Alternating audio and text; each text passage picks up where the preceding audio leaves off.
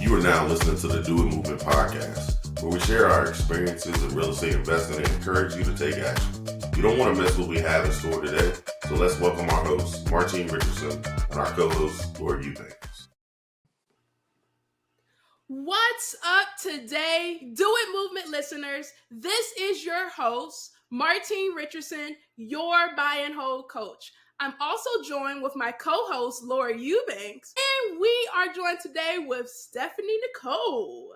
How you doing today, Stephanie? I'm doing good. How are you? I'm great. Awesome. So excited to be with y'all today with the trio. That's right. So, Stephanie, tell us a little bit about your story. For people that don't know who you are, like, how did you get into real estate? Don't spare any of the juicy details. We are here to inspire the masses. So my name is Stephanie Nicole. I'm a real estate investor and a licensed agent in the Richmond, Virginia area. I ended up getting into real estate off of a Google search. I will say that my first and only real job that I ever had was being in the Army. So I got out of the Army, and once I got out, it was just like I was going from job to job, and it wasn't like significant to me. I felt like I started making more money as like waitressing or tip jobs. So I started to lean towards that way. And I leaned so much into that way that I ended up becoming a stripper. Stephanie got the moves. No, I'm not a great stripper now. I'm just a hustler. But I remember one night I'm on stage. It was a dry night. That dry night means that it's not a whole lot of money in the strip club. We're just there hoping for somebody to come and change the dynamics. So I'm on stage, there's this guy in front of me, and I'm just like dancing real slow, and he's putting out his ones very slowly. And then he pulls out this 20, and he's like, if you pull your panties to the side, you can have this $20 bill. So I'm like, you know what? And, I get irritated because I'm just like, oh my God, I'm not even going to say what I was thinking, but I'm like, this man just really played in my face. So I ended up coming off stage, going to get dressed, go sit in my car. And I just started crying because I just felt like God was not listening to me. And I was like, what is it about other people where they get to live their dream life and I'm sitting here struggling? Like at that point, if I wasn't in a strip club, I was paycheck to paycheck. And I've been on my own since I was 16 years old. I don't have anybody else to help me. I don't have anybody to lean on. So if there's an emergency, I have to figure it out by myself. I don't have family I can call. So I'm in a car like, God, please show me the way. Like even on the moments where I felt like I wanted to commit suicide and I actually went and tried, it was like he would not let me die. That's how real it was at the time, because I was like, I have no purpose. What am I even here for? So I'm like, all right, if I'm supposed to be here for something, if I'm supposed to keep going, tell me what I'm going for.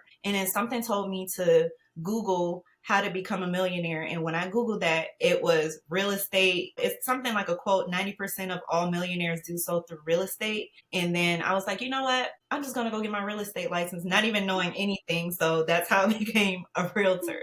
Wow. That's amazing that you had that moment where you're like, I can't do this anymore. That was your moment of definition, redirection. So when you saw like that was, how most millionaires are made, what was your next step? Where did you go from there? I ended up just researching how to become a real estate agent. And I ended up going to a class online, randomly picked a brokerage of somebody I met one night at a club.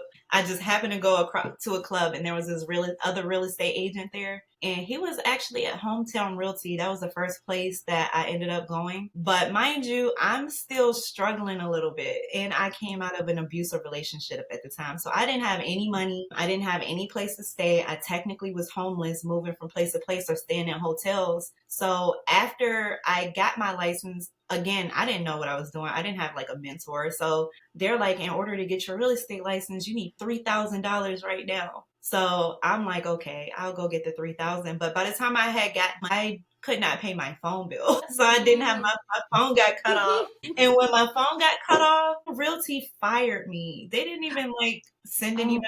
They sent a letter to my to my mom's house. Yeah, cold world, no snuggie.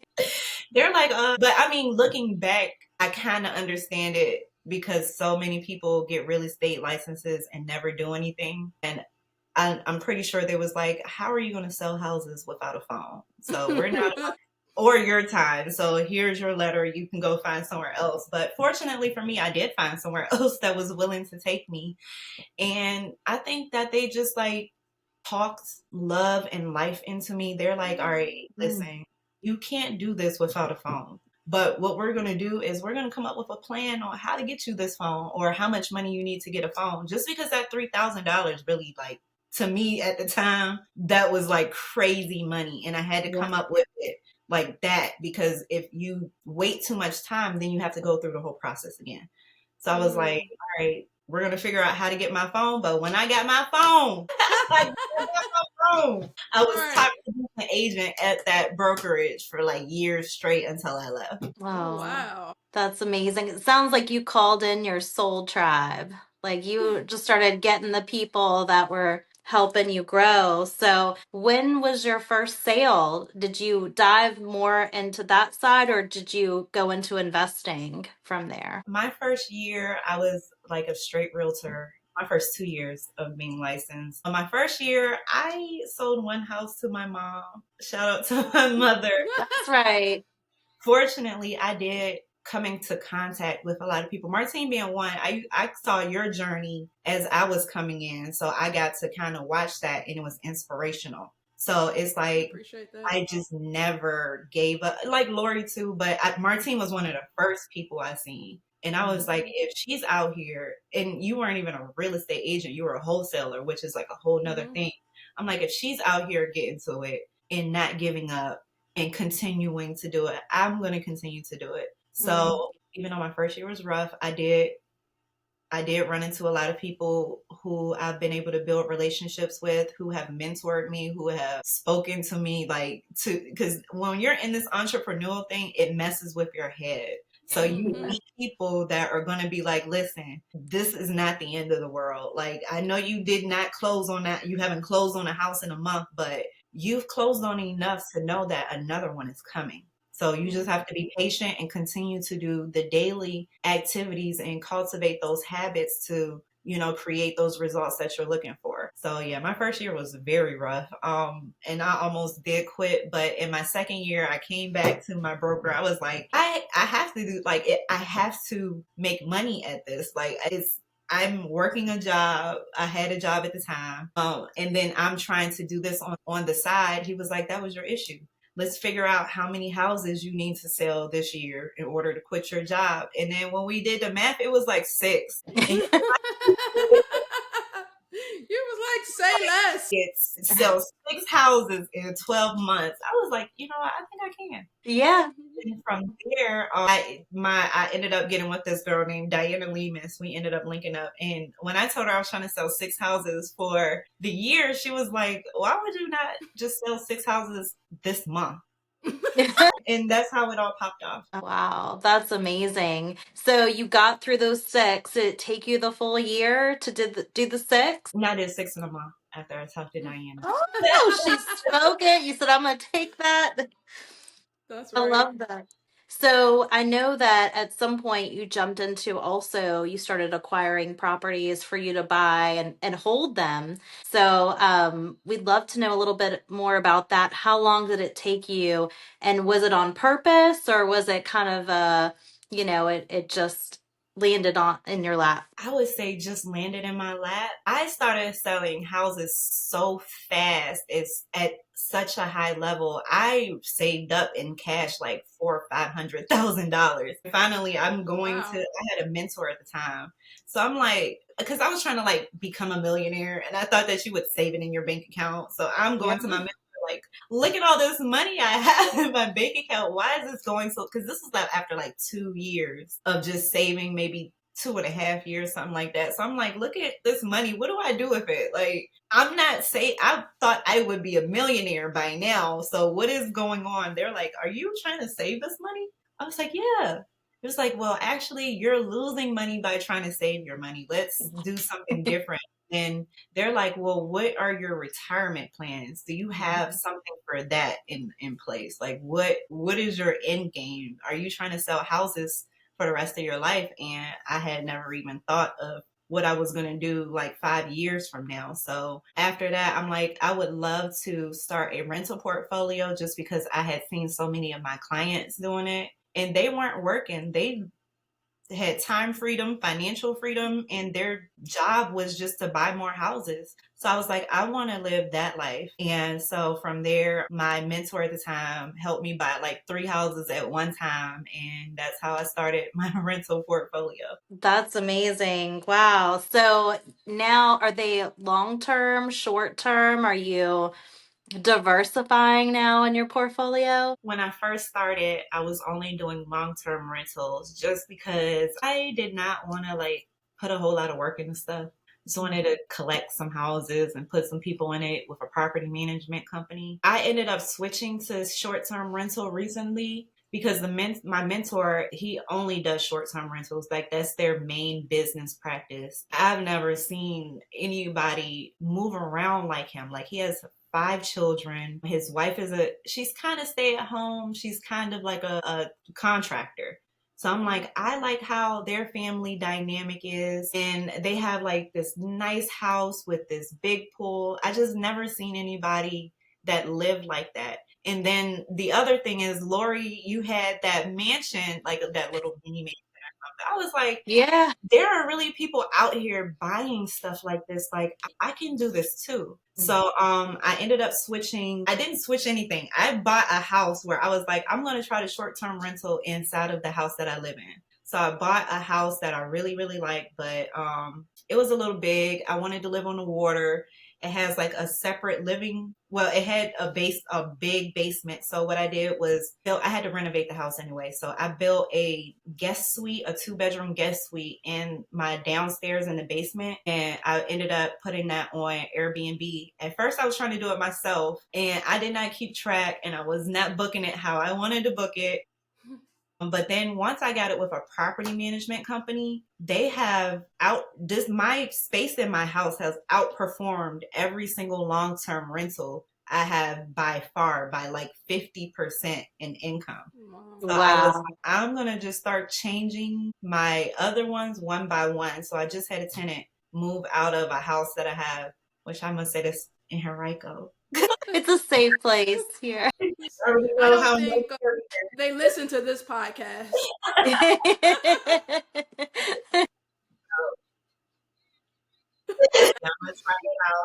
try it out right in that house. And that right now is my lowest performer on long-term rentals because it's in Henrico, but people don't want to live there for some reason. I get more rent in Petersburg. So I was like, let me put it on with my property management company because if my 2-bedroom guest suite and it's directly in my house and it's advertised as a guest suite, if that can perform well, all I need is the weekends for that house and it should do well. Right. So I want to go back to you saying you saved all this money. You decided someone helped you buy 3 houses at one time. I want to know, did you like just pay cash for your houses or did you know how to use other people's money to buy those houses? Like how did you do that? I do know how to use other people's money. I do know about the Bird method and all of those good techniques. And I am a creative strategy person, but all of my houses are bought in cash. I own them free and clear. I just don't need money. Like if I want money, I'll just go make more money. I don't know. That's my mindset now, which is crazy because I went from living in a hotel, like a motel actually. It's like a weekly stays to just I can buy a house in cash. Like I never have to worry about having to go get a weekly stay again. Right. So will you say that, I guess, past experiences, they've made you pretty good with money? Because I don't know too many people I don't know how old you are, but you don't look that old. But I don't know too many people that are your age that have been doing this for the amount of time that you've been doing and all their houses are paid off. So would you say that, these experiences help shape your view on money, made you manage it better? I would say that I've been on my own so long and taking care of myself so long that I am just smart with money. I am very strategic with my budget. I stick to a plan and I I actually know the value of money. Granted, I make a lot more now than I did, but at the same time, I think of myself in the frame of like the average American. Like, what are average people doing? And if they're doing something like just say living in regular houses, that tells me I don't need to go get a $2 million mansion with a pool just for myself, unless I'm going to rent it out and make money on it.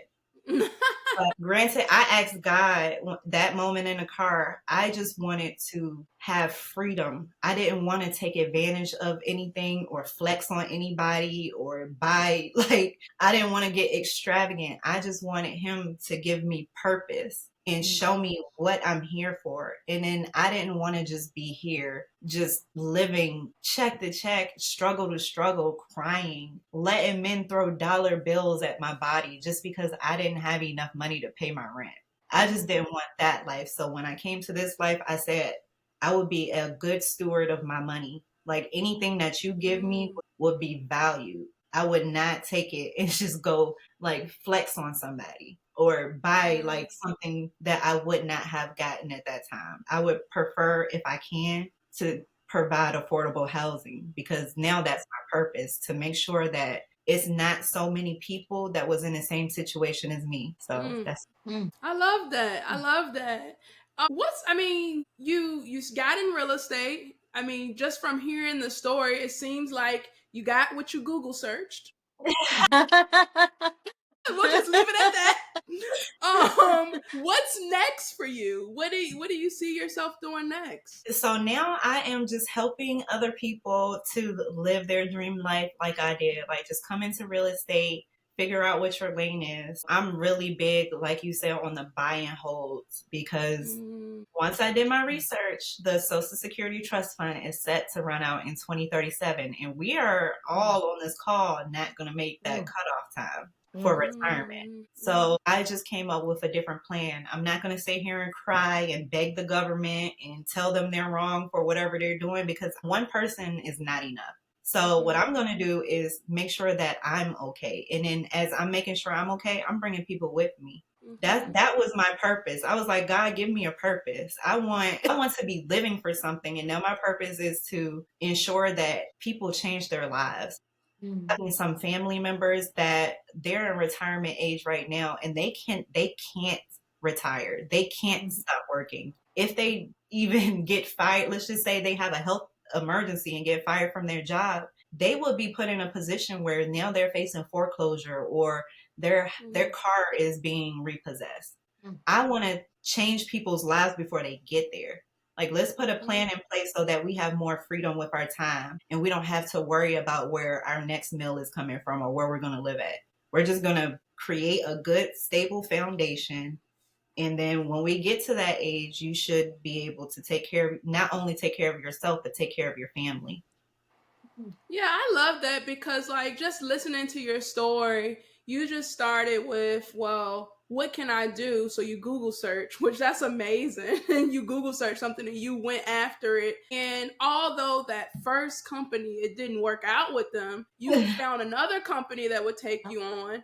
And then they poured into you. And because they poured into you, it just allowed you to really see your potential, maybe even surpass any potential you might have thought you had. So that is amazing. So I want to talk about you. When you first got in, you started with the active stuff for 2 years. And I think you still do active every now and then, I'm assuming. I'm not sure. But how did your life change when you started switching over to buying and holding? I didn't have to work. As a real estate agent, it's commission. So we don't have like a guaranteed check. So we always have to sell. Now that I've actually purchased property and rentals, I can work if I want to. Like when people, like certain clients, like back when I had to work, certain clients would talk crazy to me, and I would just be so nice to them and be like, "Oh, I need this paycheck, so yes." But now you say one crazy thing, I'm like, you know what? I will have to do this. Like, I'm here trying to help you out. Like, and I don't want to come across as like snobby, but I'm going, like, when you connect with me, I'm going to be genuine. I'm not trying to get over on you. You will get honest, transparent details and data. Like, I'm not, if you don't have to buy, like, say we find something and we thought it was a deal and it ended up not being a deal, I'm not going to brainwash you into thinking it's a deal because I need to pay my mortgage or my electricity bill. I'm good. So we're going to really figure out if this is a good deal. And we're going to really figure out if this is a house that can, you know, support your family and your lifestyle. It's me being genuine, because now it's like I probably make over $10,000 on the first of the month. So my bills are not that high. I don't have to do anything. So that's the difference. Like, if I really wanted to, I could go on vacation for the rest of my life, but that was not my purpose. God didn't put me in this position in order to go vacation for the rest of my life. So whoever he puts in my path, I'm here to help that person in my path. So I tend to do a lot of like foreclosure stuff, a lot of short sales. It's always people who actually need my help. Like, they've already went to somebody and that person couldn't help them. So now I'm like their last hope. So yeah, that's my life now. Yeah.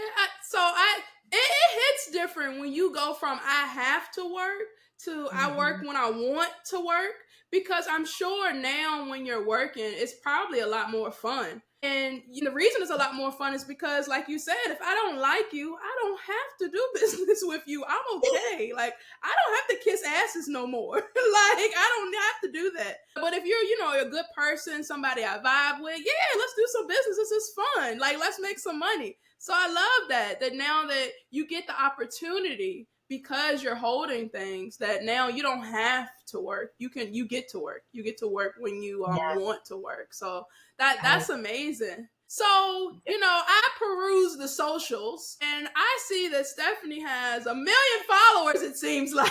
So I want to ask, how does having such a large following, how does that help your business?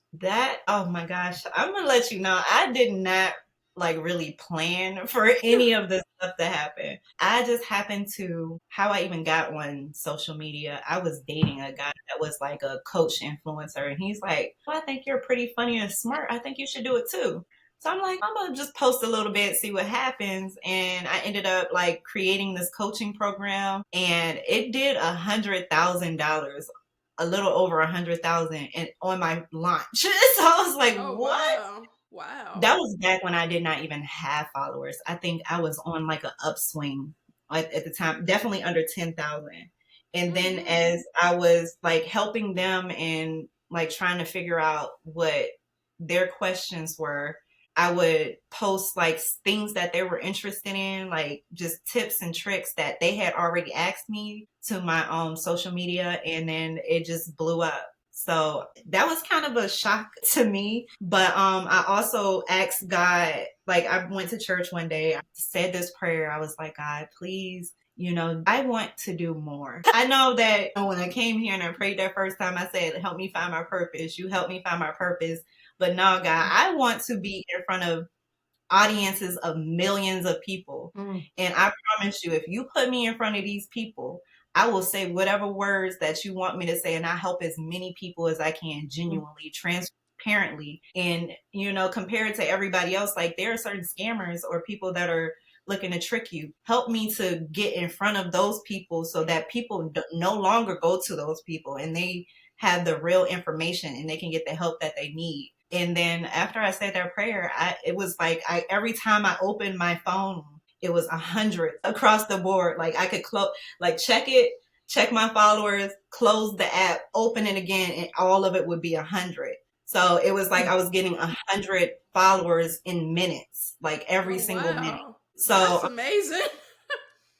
Yeah, I ended up going to 15,000 within a couple weeks or something like that, just 100 people at a time. And then it started to slow down. But it was just me giving out valuable information, me praying to God, hey, put me in front of these people, help me help more people, put me on some stages. I still to this day pray, put me on some stages, where there's millions of people, and tell me what you want me to say to these people. And I'll say it. It's nobody that's going to make me say something or check me or take something out that you want it to be in if it's me. So put me in front of these people, and that's what he did. Well, based off of these prayers, I'm hearing you say, God listening to you. So Yes. you about to be on these stages. Yes. And then if you follow me on Threads at Stephanie Nicole RVA, every Sunday we do a prayer circle. And I want y'all to, these prayers work, y'all. Like, just go on my page, go on the prayers, read the comments. These people are telling you that these prayers are real and they happen. Like, things happen for you as soon as you say them. To follow I it mean, right now. Right. Sunday. I love it. I love it. I love it. I love it. So just to like, I guess, emphasize like what you were saying. So basically you started posting stuff on social media because somebody said that you were funny and they think you would be really good at it. So you just started posting a little bit and then people seemed interested. So you decided that you were going to launch a course so people could do the same, I'm assuming. Yes. And is that right? Okay. And then from that course, you made a lot of money by launching the course, but you got great feedback for what people were looking for. And then you started adding value for what those people were looking for. And then you just blew up. Yeah. Did I read? That's the right recap. I did the prayer. You did the prayer. Okay, that's the most important part. You did the prayer. Then you did the work. The social media. Well, I guess because I'm always up there. And if somebody asks me a question, I'm more likely to answer it in a whole post. Yeah, because I noticed it was a while back that like you would go live a lot. And was that during the time that you were just, well, let me see who want to listen? And you came on, or was that something different? Okay, so the person who originally got me on the internet, he also was like, start off by going live every Wednesday. So from there, that was 3 years ago, I've been live on Instagram every single Wednesday. And I think that has had a good effect. And then I just go live because it's easy. Right. It's like one and done. You get up there, say what you need to say, post it, and then people go back and watch it. So it's not a whole bunch of editing. We're not trying to like do a reel. It's just easy to me. So I just get up there and just talk and post it. So I'm sure people are probably thinking this. So I have to ask this question. You weren't afraid to go live? Like you didn't have any nerves? Like, oh man, I'm about to go live. It has to be perfect. You know how people, their nerves eat the best of them and they don't do it. So like, how did you, I don't know if you had that hump, but if you had it, how did you overcome that and just do it? I don't even think it was nerves. I had limiting beliefs about myself. Like, I'm like, who am I to even say anything? Or would anybody listen? And am I worthy enough? But again, I prayed. I told God, I was like, hey, just put me in front of these people and I'll talk. And even if there is nobody, I'll still talk because then I can get my practice in. So I think it's that kind of thing. But yeah, I still like, I'm like, sometimes I have imposter syndrome, or I feel like I'm not, it's so many people doing more than me. So I'm always like, why wouldn't people just go to them? But sometimes you got to catch people from where they are right now. And I know that I'm a relatable person because I'm just so open. Like there's nothing that I wouldn't share with honesty. I'm not embarrassed about anything. It's nothing that shames me. So if somebody's going through something, we can really talk about that and have like a moment where I can help you get over that hump of shame, embarrassment, or just feeling like you're not enough. Everybody's enough. We all have a purpose. We just have to figure out how we fit into that. Yeah, I think you being so open and sharing your story is truly inspiring a lot of people that may have thought that they wanted to do something, but maybe they thought that maybe that just wasn't for them. And then like they hear other people's stories like yours and they're like, well, dang, maybe I can do it. Maybe I should at least try. You know, so it's just so inspiring when you hear someone that they came from like nothing or a similar background that somebody might be listening and they're like, well, dang, she did it. I could do it. So I just want to say thank you for sharing your story because it inspired me just hearing what the things that you've gone through and how you just continue to persevere. And one thing that I like to always let people know, because like a lot of people are like, well, I want to do something, but I don't know how. How am I going to be able to do it? But if you stay on that path long enough, the how will be revealed. It's not your job to know that. So like you just went after something, you didn't know how you was gonna do it. You just like, I'm just gonna go for it, make it happen. So that's amazing. Thank you for sharing that story. I really do appreciate that. Thank you for having me. So what is a resource that you can give to the folks that are listening that that you think was a game changer for you, like something they can do now that can really help them get to that next level? The game changer for me was learning about wholesaling. So I would just go on YouTube and get as much information as you can for free about wholesaling and the process.